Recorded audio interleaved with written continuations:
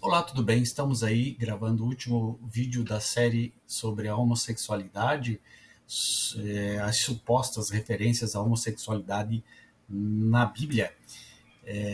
Nós temos o termo malakoi, da tradução para a Septuaginta em grego, que significa a palavra mole, macio. Em Mateus 11:18, né, nós vimos aí uma perícope, né, uma frase da perícope que diz o seguinte: que fostes ver então? Um homem vestido com roupas luxuosas, mas os que estão revestidos de tais roupas vivem nos palácios dos reis. O tipo de roupa aqui denotado era a roupa leve e fina usada pelas pessoas afeminadas. Era feito geralmente de linho fino e era usado principalmente como ornamento. E aqui Jesus pergunta se eles foram atraídos por algo assim. Ele diz que o deserto não era um lugar desse tipo de coisa. Nos palácios dos reis, na corte de Herodes, isso poderia ser esperado, mas não no lugar onde João estava. Esse tipo de roupa era um emblema de riqueza, de esplendor, de efeminação, de debilidade de caráter. Ele pretendia dizer que João era um homem de um selo diferente, um homem grosso em seu exterior, resistente em seu caráter, firme na sua virtude, adequado para suportar aprovações e privações. Portanto, era qualificado para ser um precursor. Nós vimos que a questão do termo malakoi é aplicado à questão moral, né? As pessoas que, onde esses textos são tratados, a palavra malakoi significa libertino, é uma pessoa indisciplinada. Na linha mais antiga do pensamento, da tradução, se entendia como malakoi como pessoas masturbadoras, né? Robin Scruggs nos coloca aqui como garoto de programa afeminado. Isso não pode ser, pois também era usado para pessoas e homossexuais libertinos, né? Então não significa só uma pessoa afeminada, tinha que ter algo a mais, adjetivo a mais, era alguém pervertido, né? Malakoi pode ser traduzido como indisciplinado, como uma pessoa fraca ou como uma pessoa afeminada. Então, em 1 Coríntios, de 6 a 9, significa lancidão moral, comportamento libertino, libertino de luxúria e de lascívia, né? E nós também temos o termo asenokoitai, que significa deitar-se com, parceiro sexual, aquele que penetra. Pode ser interpretado assim, aquele que penetra homem. Quando as partes das palavras são reunidas, arseno, homem, e koitai, deitar-se com, não fica muito claro. Será que homem significa gênero do agente sexual ou será que indica o objeto do ato sexual? Homem que faz sexo com outras pessoas ou homem que faz sexo com homem? Como gênero, homem, parceiro sexual ativo com mulher e também com homem. Ou homem que mantém sexo só com outro homem. Então, esta é a expressão arsemalakoi que coloca essas dúvidas para pensamento. Para John Boswell, significa homem prostituto, que faria sexo tanto com homem como mulher. Então, trata-se de prostituição e não do sexo gay em si, na versão deste historiador. Robin Scruggs diz que significa prostituição entre homens mais velhos com homens mais novos, né? Um parceiro ativo. Então, aqui significa um abuso sexual, porque na Grécia se tinha esta visão de a relação sexual com parceiros muito mais jovens adolescentes e crianças. Então, havia aí uma prostituição, um abuso. O pecado não era o sexo gay, e sim o sexo e o abuso que se fazia com o sexo, né? John Bosley, esse pensador, foi um importante historiador e professor da Universidade de Yale. Alguns dos estudos de Boswell foram focados na homossexualidade e religião, especificamente homossexualidade e cristianismo.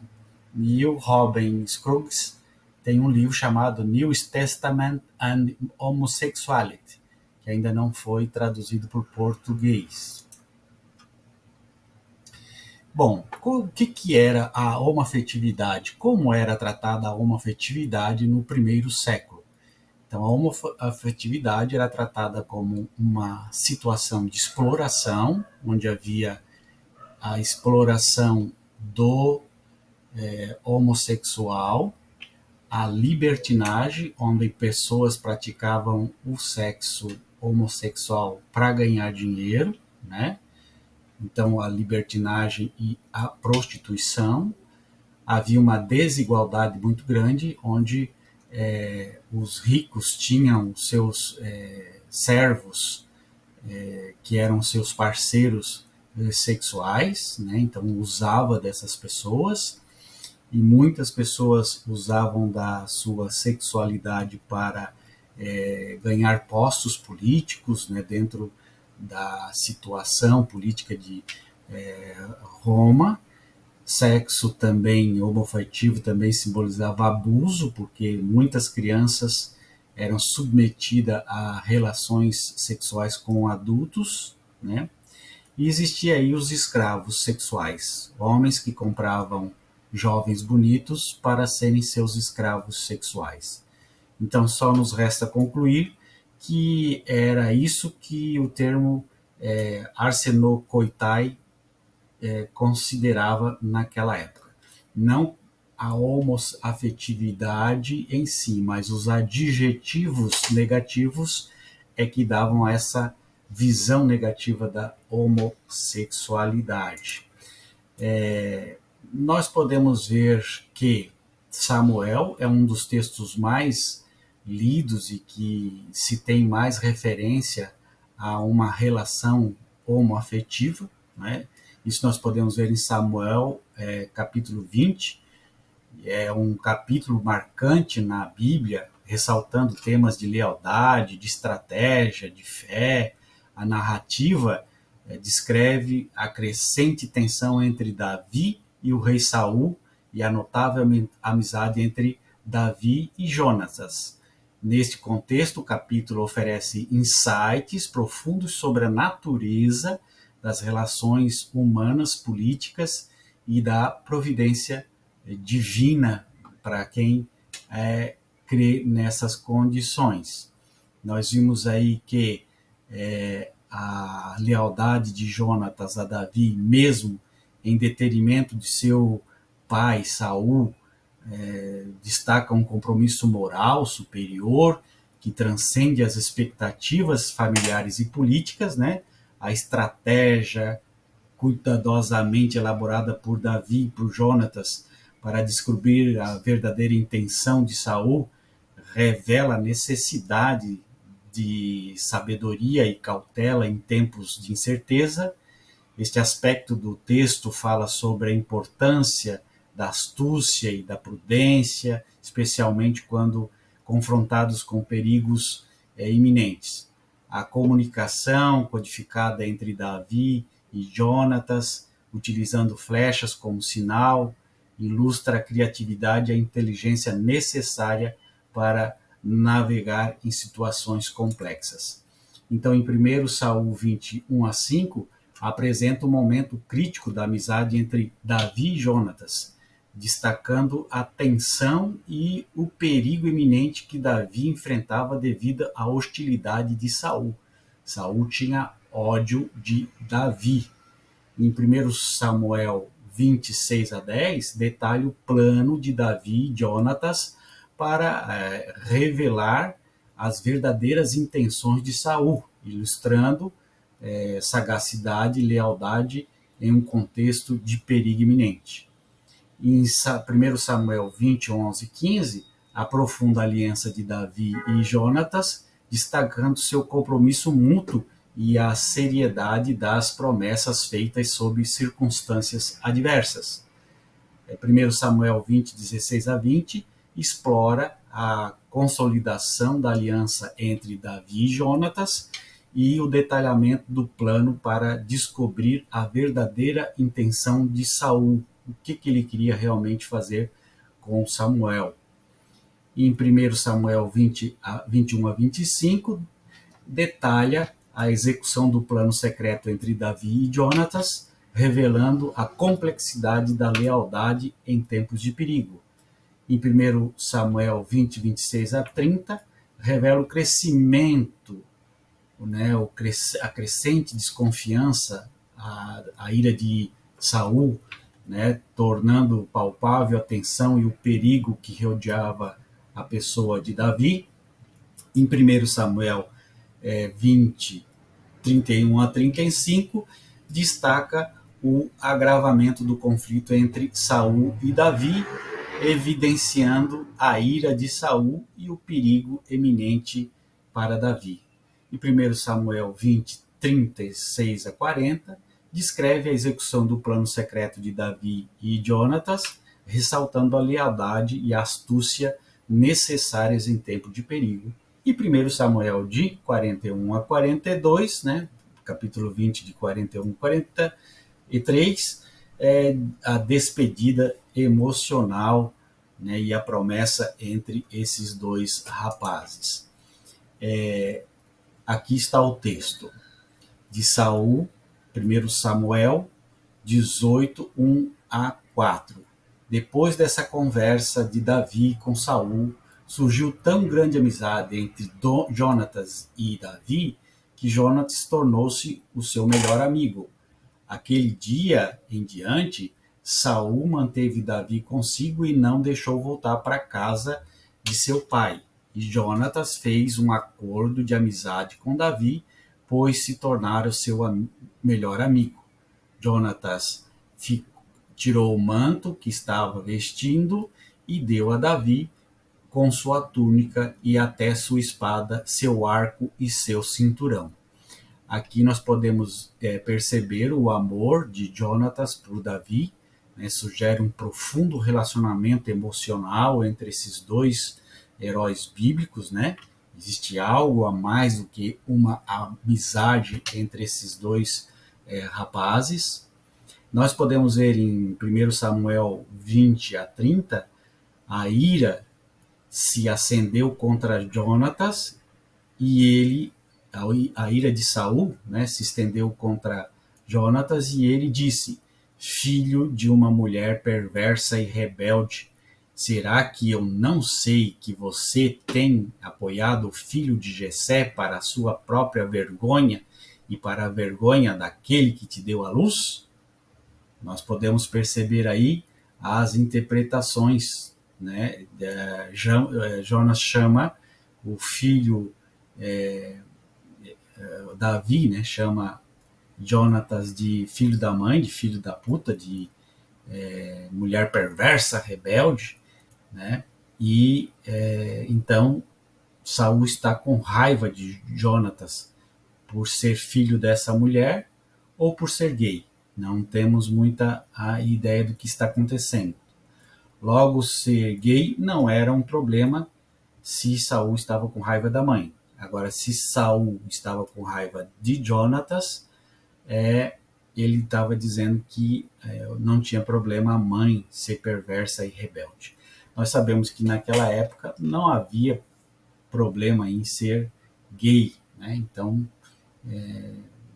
não sabemos aqui se a vergonha para a mãe de Jonatas era por ele ser gay, Logo que o moço se foi, levantou-se Davi da banda do sul e lançou-se sobre o seu rosto em terra e inclinou-se 3 vezes e beijaram-se um ao outro e choraram ambos, Mas Davi chorou muito mais. E disse Jonatas a Davi: vai-te em paz, porquanto nós temos jurado ambos em nome do Senhor, dizendo: Senhor, seja entre mim e ti, e entre a minha descendência e a tua descendência perpetuamente. Então Davi se levantou e partiu, e Jonatas entrou na cidade. Então aqui essa despedida emocionante de Davi e Jonatas, muito carinhosa, mostrando aí uma possibilidade de uma relação homoafetiva. E também 1 Samuel 18, 1 a 4, né? Nós podemos entender que Davi questiona Jonatas, Davi procura Jonatas para entender o motivo da ira de Saul, e demonstrando preocupação e confusão sobre essa situação. O plano de Davi e Jonatas juntos, Davi e Jonatas elaboram um plano para testar a intenção de Saul, usando, né, a ausência de Davi no banquete como indicador do sentimento de Saul, e a ausência de Davi faz realmente Saul revelar a sua verdadeira intenção de matar Davi, confirmando assim a relação de violência dele contra a pessoa de Jonatas. Saul não queria a amizade de Jonatas e Davi.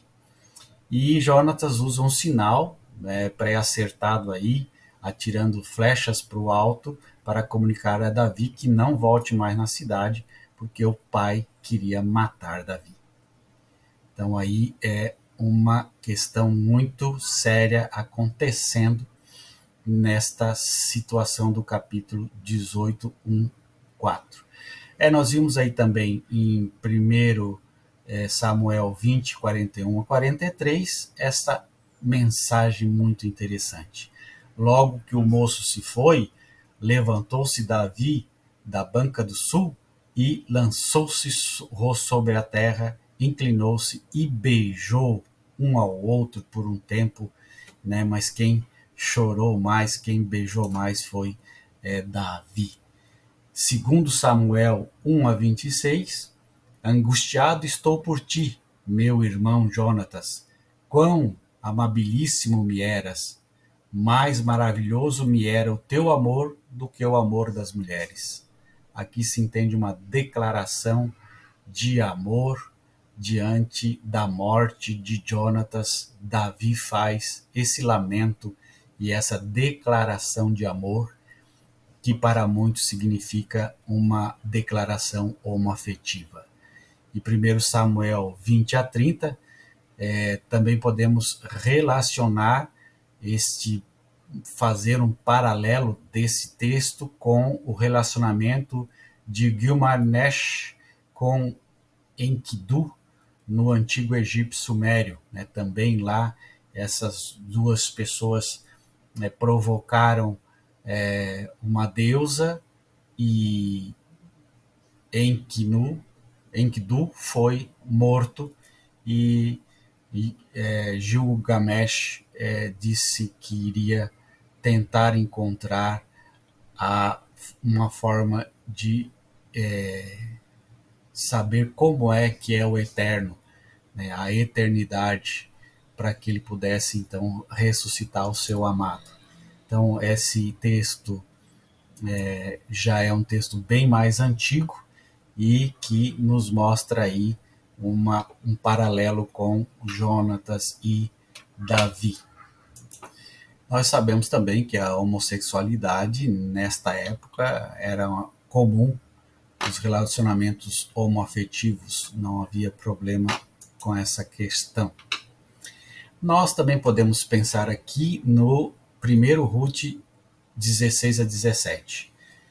Disse, porém, Ruth: não me insistes para que te abandone e deixe de seguir-te, porque aonde quer que tu fores eu irei, e onde quer que pousares eu pousarei. O teu povo é meu povo, o teu Deus é meu Deus. Onde quer que morreres, morrerei eu, e ali serei sepultada. Sabe-se muito pouco da relação homoafetiva entre as mulheres na antiguidade. Não tinha importância. Como mulher era propriedade do homem, ela não era importante, também não se tinha muito interesse em falar sobre a homoafetividade feminina. Não podemos afirmar que essa perícope, essa passagem de Ruth, é uma passagem homoafetiva, mas as mulheres tinham um mundo à parte, e por isso pode-se entender que seria uma relação homoafetiva. O marido de Ruth, né, Boaz, que era da família de Elimeleque, se interessou por Ruth. Boaz se casou com Ruth e eles tiveram um filho, né, Obed, pai de Jessé e pai de Davi. Elimeleque acabou morrendo e em seguida os 2 filhos também faleceram. Com a morte do marido e dos 2 filhos, Noemi resolveu partir rumo à terra natal e com isso ela liberou suas noras a retornarem para o seu povo. Orfa, cunhada de Ruth, aproveitou a proposta e deixou Noemi sua sogra. Ruth, entretanto, demonstrou seu profundo amor pela Noemi e lhe comunicou que não a deixaria e somente a morte poderia separar as duas. Essa decisão de Ruth implicava necessariamente em sua troca de nacionalidade, ou seja, ela estava disposta a se tornar uma judia e abandonar o seu Deus para se ser sepultada lá onde morava sua sogra, para ficar perto dessa sogra. É nesse contexto que aparece o versículo mais conhecido do livro de Ruth, onde Ruth diz a Noemi: não me insistes para que te abandone e te deixe de seguir-te, porque onde quer que tu fores, irei eu, e onde quer que pousares, ali pousarei eu. O teu povo é meu povo e o teu Deus é meu Deus. Essa declaração de Ruth contrasta nitidamente com a declaração de Noemi ao chegar em Belém, onde ela atribui a Deus a amargura que estava sentindo e desistiu de que as mulheres lhe chamassem de Mara, que era hebraico, significava amargo, ao invés do seu nome Ruth. É uma das 5 mulheres citadas explicitamente na genealogia de Jesus no Evangelho de Mateus 1,5, ao lado de Tamar, Raabe, Batseba e a própria Maria. Era muito incomum que mulheres fossem citadas em genealogias. No Oriente, essas mulheres faziam parte do propósito de Deus de enviar a Jesus. Então aqui nós temos essa passagem bíblica que remete a uma possibilidade de homossexualidade. Daniel 1,9 também, né, faz um paralelo com Gilgamesh e Enkidu, né, do antigo Sumério. O rei conversou com ele e não encontrou ninguém comparável a Daniel, a Hananias, a Misael e a Zacarias, de modo que eles passaram a servir ao Senhor. Então Daniel era um cara bonito e Deus então, Daniel era um cara bonito e o rei então resolveu tê-lo como uma pessoa mais próxima. Esse amor devotado pelo eunuco nesse contexto, né, poderia ser um amor por alguém homossexual que estaria a serviço do rei, né, até a serviço sexual do rei. Existe a possibilidade do papel de Daniel na corte de Nabucodonosor incluir uma ligação homofóbica, não exatamente com o rei, mas com o mestre do palácio. A real possibilidade dos relacionamentos homoafetivos nas vidas de importantes personagens bíblicos passa a ser mais aberta ao amor entre pessoas do mesmo sexo do que a maioria das pessoas imaginam. Nós podemos ver também a passagem do centurião em Mateus 8, 5 a 13, né? O caso do centurião de Cafarnaum pode ser o único registro bíblico onde Jesus conversa com o homoafetivo. O milagre da cura de um servo do centurião encontra-se narrado por Mateus, Lucas e João. Cada um dos evangelhos narra, a seu modo, a história com diferentes nuances. Cada um deles com detalhes bastante reveladores e comprometedores, complementares. No relato de Mateus 8, 5 a 13, o comandante romano referiu-se ao escravo empregado a palavra grega pais. Este é o único termo bastante intrigante quando ao seu sentido, né? Quanto ao seu sentido. A palavra grega pais tem vários significados. Criança, Mateus 21, 15, menino, Mateus 17, 18 e servo, Mateus 8, 6. Neste último caso, embora um sentido pouco comum para ser traduzida e interpretada como um escravo jovem cujo proprietário mantenha favores sexuais. O termo pederastria deriva do radical paiderastria. As várias traduções suprimiram as possíveis conotações sexuais do termo utilizado nessas expressões: meu servo, meu empregado.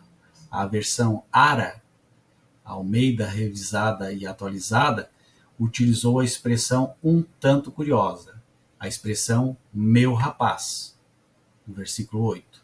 O relato de Lucas refere-se ao servo como doulos, termo mais específico que significa servo, porém sem uma conotação de escravidão.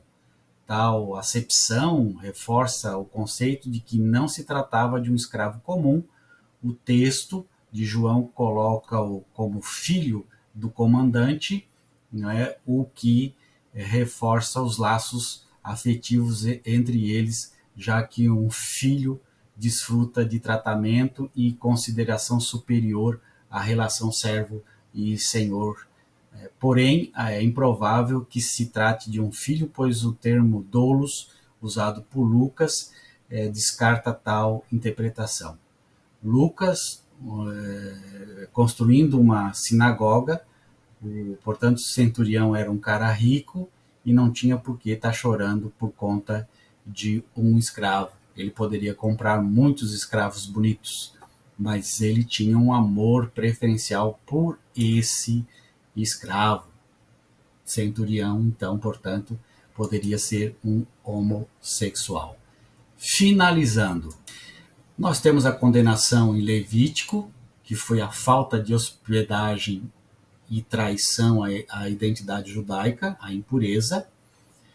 Não há um texto que tenha referência clara sobre o sexo lésbico, né? Judas condenou o sexo dos anjos, mas não o sexo entre os homens, não fala nada sobre isso. 1 Coríntios e 1 Timóteo deixam claro que se trata de formas abusivas, tanto de homossexuais como homoafetivos, heterossexuais que tinham relações sexuais homoafetivas só para ganhar dinheiro. Então era essa a ideia, não as pessoas homossexuais em si. Paulo condenava o sexo entre homens contra a natureza, e isso era impureza. Natureza se referia ao que é essencial, entretanto, pureza não tinha importância para Cristo se a pessoa era impura ou pura. O que importava para Cristo era o coração da pessoa, o que a pessoa era por dentro. Era isso que interessava, não as impurezas de lavar a mão, de fazer circuncisão, dessas questões. Para Cristo era o coração. Então, se o homossexual, o homoafetivo, tem um coração aberto a Cristo, não tem nada de pecado em ser uma pessoa homoafetiva. Um abraço.